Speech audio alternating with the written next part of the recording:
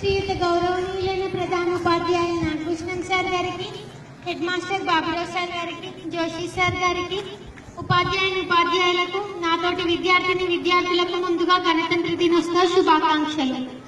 నాకంటే ముందుగా చాలా వాళ్ళు చెప్పారు ఈ రోజు గొప్పతనం ఏంటో. కానీ ఈ రోజు ఇంత వైభవంగా జరుపుకోవడానికి కారణమైన త్యాగాలకు నేడు న్యాయం జరుగుతుందా? మనకు స్వతంత్రం రాకముందు మనం ఆ బ్రిటిష్ వారి కింద పనిచేసే వాళ్ళం. కానీ మన దరిద్రం ఎలా ఉందంటే ఇప్పటికీ వారి కంపెనీలో పనిచేయడానికి మొక్కు చూపుతున్నాం.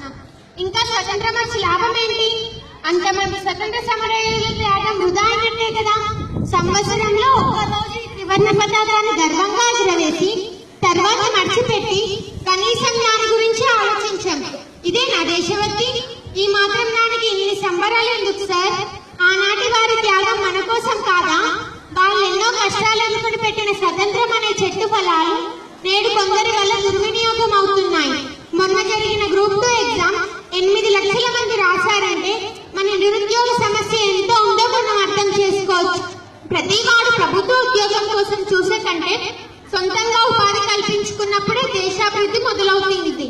You are born with wings, don't crawl, learn to use them to fly and fly. ఎవరిని అడిగినా ఏమైనా అంటే డాక్టర్, ఇంజనీర్ అంటారు. ఏం మిగిలిన ఉద్యోగాలు కావా?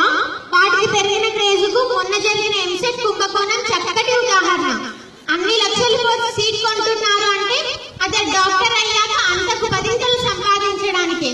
అయినా డాక్టర్ అనేది కొంటే వచ్చేది కాదు, దానికి జ్ఞానం కావాలి. బంగారు భవిష్యత్తుకి పునాదులు వేయాల్సిన తల్లిదండ్రులే పిల్లలు తప్పుదోవ పట్టించారు. ఇప్పుడున్న సమాజంలో ఏం కావాలన్నా డబ్బుంటే సరిపోతుంది. ఒక చిన్న ఉదాహరణ, ఒక తాతయ్య 10 రూపాయలు ఆదా చేయడానికి 2 గంటలు 2 కిలోమీటర్లు నడిచాడు. అదే వాడి మనవడు 2 గంటలు